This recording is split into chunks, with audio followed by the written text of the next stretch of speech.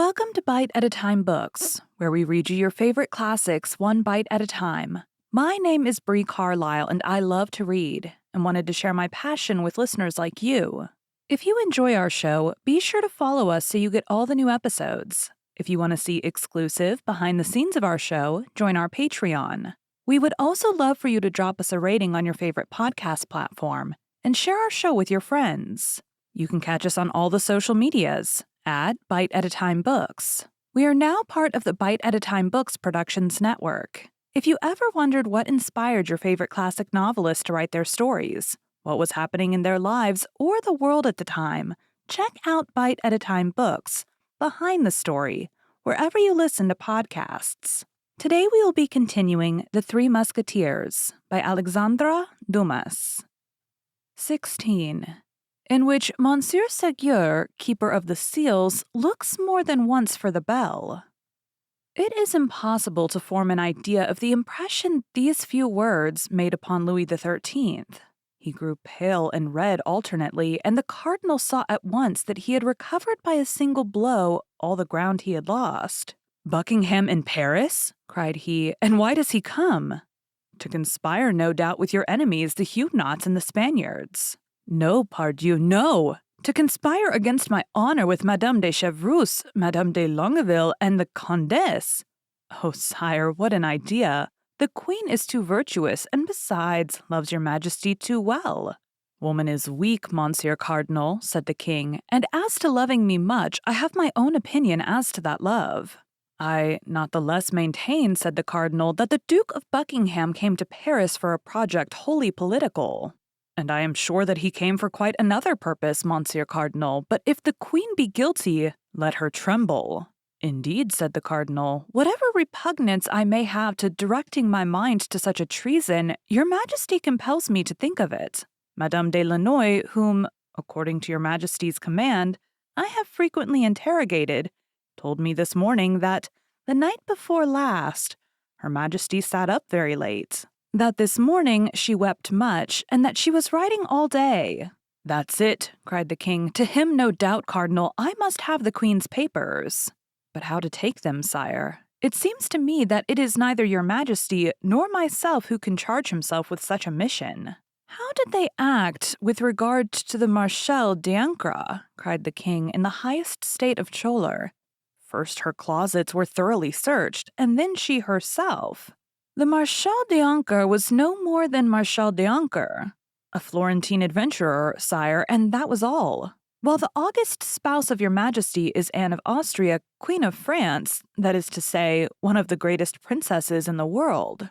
She is not the less guilty, Monsieur Duke. The more she has forgotten the high position in which she was placed, the more degrading is her fall. Besides, I long ago determined to put an end to all these petty intrigues of policy and love. She has near her a certain Laporte, who, I believe, is the mainspring of all this, I confess," said the cardinal. "You think, then, as I do, that she deceives me?" said the king.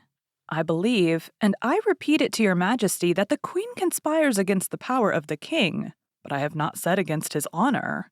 And I tell you against both. I tell you the queen does not love me. I tell you she loves another. I tell you she loves that infamous Buckingham. Why did you not have him arrested while in Paris?" "Arrest the Duke? Arrest the Prime Minister of King Charles I? Think of it, sire. What a scandal! And if the suspicions of your majesty, which I still continue to doubt, should prove to have any foundation, what a terrible disclosure! What a fearful scandal! But as he exposed himself like a vagabond or a thief, he should have been—" Louis XIII stopped, terrified at what he was about to say, while Richelieu, stretching out his neck, waited uselessly for the word which had died on the lips of the king. "He should have been—" "Nothing," said the king, "nothing, but all the time he was in Paris, you, of course, did not lose sight of him?" "No, sire." "Where did he lodge?" "Rue de la Harpe, number 75. "Where is that?" "By the side of the Luxembourg." "And you are certain that the queen and he did not see each other?" "I believe the queen to have too high a sense of her duty, sire. But they have corresponded. It is to him that the queen has been writing all the day, Monsieur Duke. I must have those letters." "Sire, notwithstanding—" Monsieur Duke, at whatever price it may be, I will have them. I would, however, beg your majesty to observe, do you then also join in betraying me, Monsieur Cardinal, by thus always opposing my will? Are you also in accord with Spain and England, with Madame de Chevreuse and the Queen? Sire, replied the cardinal, sighing, I believed myself secure from such a suspicion. Monsieur Cardinal, you have heard me. I will have those letters. There is but one way. What is that? That would be to charge Monsieur de Séguier, the keeper of the seals, with this mission. The matter enters completely into the duties of the post. Let him be sent for instantly. He is most likely at my hotel. I requested him to call, and when I came to the Louvre, I left orders if he came to desire him to wait. Let him be sent for instantly. Your Majesty's orders shall be executed, but... But what? But the Queen will perhaps refuse to obey. My orders? Yes, if she is ignorant that these orders come from the king. Well, that she may have no doubt on that head, I will go and inform her myself. Your Majesty will not forget that I have done everything in my power to prevent a rupture. Yes, Duke, yes, I know you are very indulgent toward the Queen, too indulgent perhaps. We shall have occasion, I warn you, at some future period to speak of that. Whenever it shall please your Majesty. But I shall be always happy and proud, sire, to sacrifice myself to the harmony which I desire to see reign between you and the Queen of France. Very well, Cardinal, very well, but meantime send for Monsieur the Keeper of the Seals. I will go to the Queen. And Louis XIII, opening the door of communication, passed into the corridor which led from his apartments to those of Anne of Austria. The Queen was in the midst of her women. Madame de Guittat, Madame de Sable, Madame de Montbazon, and Madame de Guimian. In a corner was the Spanish companion, Donna Estefania, who had followed her from Madrid. Madame Guimian was reading aloud, and everybody was listening to her with attention with the exception of the Queen, who had, on the contrary, desired this reading in order that she might be able, while feigning to listen, to pursue the thread of her own thoughts. These thoughts, gilded as they were by a last reflection of love, were not the less sad. Anne of Austria, deprived of her confidence of her husband, pursued by the hatred of the cardinal, who could not pardon her for having repulsed a more tender feeling, having before her eyes the example of that queen-mother, whom that hatred had tormented all her life. Though Marie de Medicis, if the memoirs of the time are to be believed, had begun by according to the cardinal that sentiment which Anne of Austria always refused him. Anne of Austria had seen her most devoted servants fall around her, her most intimate confidants, her dearest favorites. Like those unfortunate persons endowed with a fatal gift, she brought misfortune upon everything she touched. Her friendship was a fatal sign which called down persecution.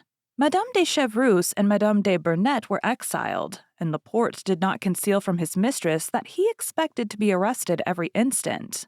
It was at the moment when she was plunged in the deepest and darkest of these reflections that the door of the chamber opened and the king entered. The reader hushed herself instantly. All the ladies rose, and there was a profound silence. As to the king, he made no demonstration of politeness, only stopping before the queen.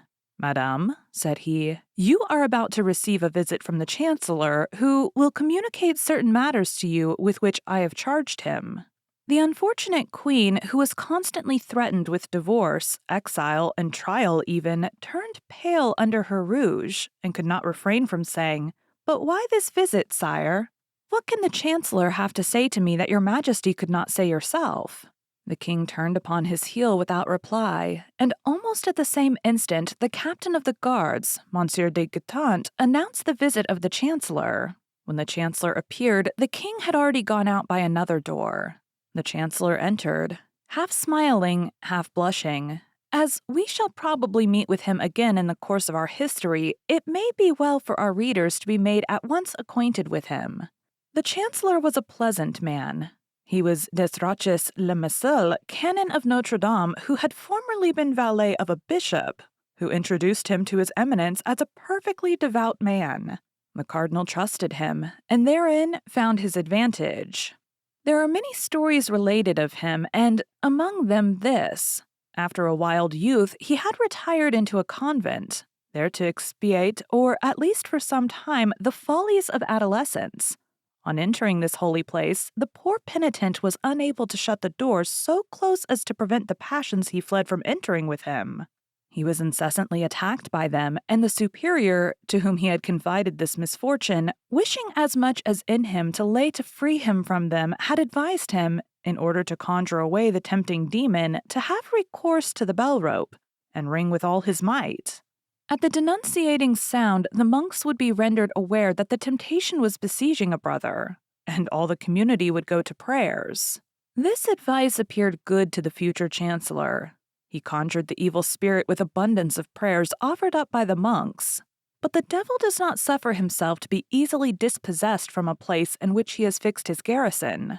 In proportion as they redoubled the exorcisms, he redoubled the temptations, so that day and night the bell was ringing full swing, announcing the extreme desire for mortification which the penitent experienced. The monks had no longer an instant of repose. By day they did nothing but ascend and descend the steps which led to the chapel. At night, in addition to complines and matins, they were further obliged to leap 20 times out of their beds and prostrate themselves on the floor of their cells. It is not known whether it was the devil who gave way or the monks who grew tired, but within 3 months the penitent reappeared in the world with the reputation of being the most terrible possessed that ever existed.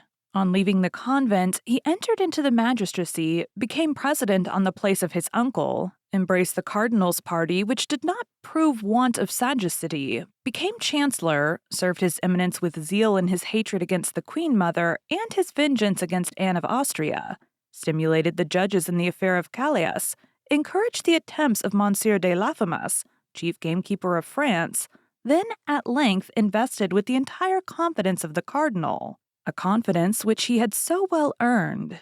He received the singular commission for the execution of which he presented himself in the queen's apartments. The queen was still standing when he entered, but scarcely had she perceived him than she reseated herself in her armchair and made a sign to her woman to resume their cushions and stools, and with an air of supreme hauteur said, "What do you desire, monsieur, and with what object do you present yourself here?" "To make, madame, in the name of the king, and without prejudice to the respect which I have the honor to owe to your majesty, a close examination into all your papers." "How, monsieur, an investigation of my papers? Mine? Truly, this is an indignity." "Be kind enough to pardon me, madame, but in this circumstance I am but the instrument which the king employs. Has not his majesty just left you? And has he not himself asked you to prepare for this visit? Search then, monsieur. I am a criminal as it appears. Estefania, give up the keys of my drawers and my desks." For form's sake, the chancellor paid a visit to the pieces of furniture named, but he well knew that it was not in a piece of furniture that the queen would place the important letter she had written that day. When the chancellor had opened and shut 20 times the drawers of the secretaries, it became necessary, whatever hesitation he might experience, it became necessary, I say, to come to the conclusion of the affair, that is to say, to search the queen herself. The chancellor advanced, therefore, toward Anne of Austria, and said with a very perplexed and embarrassed air, "And now it remains for me to make the principal examination." "What is that?" asked the queen, who did not understand, or rather was not willing to understand. "His Majesty is certain that a letter has been written by you during the day. He knows that it has not yet been sent to its address. This letter is not in your table nor in your secretary, and yet this letter must be somewhere." "Would you dare to lift your hand to your queen?" said Anne of Austria, drawing herself up to her full height and fixing her eyes upon the chancellor with an expression almost threatening. "I am a faithful subject of the king, madame, and all that his majesty commands I shall do." "Well, it is true," said Anne of Austria, "and the spies of the cardinal have served him faithfully. I have written a letter today. That letter is not yet gone. The letter is here." And the queen laid her beautiful hand on her bosom. "Then give me that letter, madame," said the chancellor. "I will give it to none but the king, monsieur," said Anne. "If the king had desired that the letter should be given to him, madame, he would have demanded it of you himself, but I repeat to you, I am charged with reclaiming it, and if you do not give it up—" "Well?" He has then charged me to take it from you. How? What do you say? That my orders go far, madame, and that I am authorized to seek for the suspected paper even on the person of your majesty. What horror! Cried the king. Be kind enough then, madame, to act more compliantly. The conduct is infamously violent. Do you know that, monsieur? The king commands it, madame. Excuse me. I will not suffer it. No, no, I would rather die, cried the queen, in whom the imperious blood of Spain and Austria began to rise. The chancellor made a profound reverence. Then, with the intention quite patent of not drawing back a foot from the accomplishment of the commission with which he was charged, and as the attendant of an executioner might have done in the chamber of torture, he approached Anne of Austria, from whose eyes at the same instant sprang tears of rage. The queen was, as we have said, of great beauty. The commission might well be called delicate, and the king had reached, in his jealousy of Buckingham, the point of not being jealous of anyone else. Without doubt, the Chancellor Séguier looked about at that moment for the rope of the famous bell, but not finding it, he summoned his resolution and stretched forth his hands towards the place where the queen had acknowledged the paper was to be found. Anne of Austria took one step backward, became so pale that it might be said she was dying, and leaning with her left hand upon a table behind her to keep herself from falling, she with her right hand drew the paper from her bosom and held it out to the keeper of the seals. There, monsieur, there is that letter, cried the queen with a broken and trembling voice. Take it, and deliver me from your odious presence. The chancellor, who, on his part, trembled with an emotion easily to be conceived, took the letter, bowed to the ground, and retired. The door was scarcely closed upon him when the queen sank half fainting into the arms of her women. The chancellor carried the letter to the king without having read a single word of it. The king took it with a trembling hand, looked for the address which was wanting, became very pale, opened it slowly, then seeing by the first words that it was addressed to the King of Spain, he read it rapidly. It was nothing but a plan of attack against the cardinal. The queen pressed her brother and the Emperor of Austria to appear to be wounded, as they really were, by the policy of Richelieu, the external object of which was the abasement of the House of Austria, to declare war against France, and as a condition of peace to insist upon the dismissal of the cardinal, but as to love, there was not a single word about it in all the letter. The king, quite delighted, inquired if the cardinal was still at the Louvre. He was told that His Eminence awaited the orders of His Majesty in the business cabinet. The king went straight to him. There, Duke, said he, you were right and I was wrong. The whole intrigue is political, and there is not the least question of love in this letter. But on the other hand, there is abundant question of you. The cardinal took the letter and read it with the greatest attention. Then, when he had arrived at the end of it, he read it a second time. Well, your majesty, said he, you see how far my enemies go. They menace you with 2 wars if you do not dismiss me. In your place, in truth, sire, I should yield to such a powerful instance, and on my part, it would be a real happiness to withdraw from public affairs. What say you, Duke? I say, sire, that my health is sinking under these excessive struggles and these never-ending labors. I say that according to all probability, I shall not be able to undergo the fatigues of the siege of La Rochelle, and that it would be far better that you should appoint there either Monsieur de Condé, Monsieur de Pasipierre, or some valiant gentleman whose business is war, and not me, who am a churchman, and who am constantly turned aside from my real vocation to look after matters for which I have no aptitude. You would be the happier for it at home, sire, and I do not doubt you would be the greater for it abroad. Monsieur Duke, said the king, I understand you. Be satisfied, all who are named in that letter shall be punished as they deserve, even the queen herself. What do you say, sire? God forbid that the queen should suffer the least inconvenience or uneasiness on my account. She has always believed me, sire, to be her enemy, although your majesty can bear witness that I have always taken her part warmly, even against you. Oh, if she betrayed your majesty on the side of your honor, it would be quite another thing. And I should be the first to say, no grace, sire, no grace for the guilty. Happily, there is nothing of the kind, and your majesty has just acquired a new proof of it. That is true, Monsieur Cardinal, said the king, and you were right, as you always are, but the queen, not the less, deserves all my anger. It is you, sire, who have now incurred hers, and even if she were to be seriously offended, I could well understand it. Your Majesty has treated her with a severity. It is thus I will always treat my enemies and yours, Duke, however high they may be placed, and whatever peril I may incur in acting severely toward them.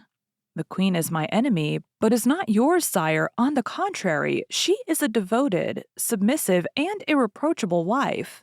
Allow me then, sire, to intercede for her with your Majesty. Let her humble herself then and come to me first. On the contrary, sire, set the example. You have committed the first wrong, since it was you who suspected the queen. What? I make the first advances? Said the king. Never.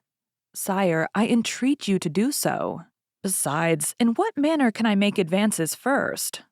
By doing a thing which you know will be agreeable to her. What is that? Give a ball. You know how much the queen loves dancing. I will answer for it. Her resentment will not hold out against such an attention. Monsieur Cardinal, you know that I do not like worldly pleasures. The queen will only be the more grateful to you as she knows your antipathy for that amusement. Besides, it will be an opportunity for her to wear those beautiful diamonds which you gave her recently on her birthday, and with which she has since had no occasion to adorn herself. We shall see, Monsieur Cardinal, we shall see, said the king, who, in his joy at finding the queen guilty of a crime which he cared little about, and innocent of a fault of which he had great dread, was ready to make up all differences with her. We shall see, but upon my honor, you are too indulgent toward her. Sire, said the cardinal, leave severity to your ministers. Clemency is a royal virtue. Employ it, and you will find that you derive advantage therein. Thereupon the cardinal, hearing the clock strike 11, bowed low, asking permission of the king to retire and supplicating him to come to a good understanding with the queen. Anne of Austria, who, in consequence of the seizure of her letter, expected reproaches, was much astonished the next day to see the king make some attempts at reconciliation with her. Her first movement was repellent. Her womanly pride and her queenly dignity had both been so cruelly offended that she could not come round at the first advance. But over-persuaded by the advice of her women, she at last had the appearance of beginning to forget. The king took advantage of this favorable moment to tell her that he had the intention of shortly giving a fete. A fete was so rare a thing for poor Anne of Austria that at this announcement, as the cardinal had predicted, the last trace of her resentment disappeared, if not from her heart, at least from her countenance.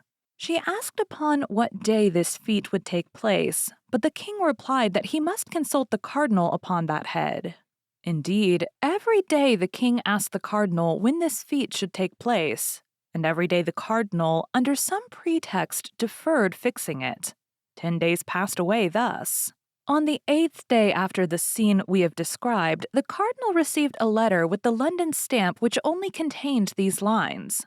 I have them, but I am unable to leave London for want of money. Send me 500 pistoles, and 4 or 5 days after I have received them, I shall be in Paris. On the same day the cardinal received this letter, the king put his customary question to him. Richelieu counted on his fingers and said to himself, "She will arrive," she says, 4 or 5 days after having received the money. It will require 4 or 5 days for the transmission of the money, 4 or 5 days for her to return. That makes 10 days. Now allowing for contrary winds, accidents, and a woman's weakness, there are 12 days. Well, Monsieur Duke, said the king, have you made your calculations? Yes, sire. Today is the 20th of September. The aldermen of the city give a fete on the 3rd of October. That will fall in wonderfully well. You will not appear to have gone out of your way to please the queen. Then the cardinal added, Apropos, sire, do not forget to tell Her Majesty the evening before the fete that you should like to see how her diamond studs become her. Thank you for joining Bite at a Time Books today, while we read a bite of one of your favorite classics. If you enjoy our show, be sure to follow us so you get all the new episodes. If you want to see exclusive behind the scenes of our show, join our Patreon. We would also love for you to drop us a rating on your favorite podcast platform and share our show with your friends. You can catch us on all the social medias at Bite at a Time Books. Also, be sure to check us on our website, www.biteatatimebooks.com. We are now part of the Bite at a Time Books Productions Network. If you ever wondered what inspired your favorite classic novelists to write their stories, what was happening in their lives or the world at the time, check out Bite at a Time Books, Behind the Story, Tuesdays wherever you listen to podcasts. Again, my name is Bree Carlile, and I hope you come back tomorrow while we take the next bite of the Three Musketeers.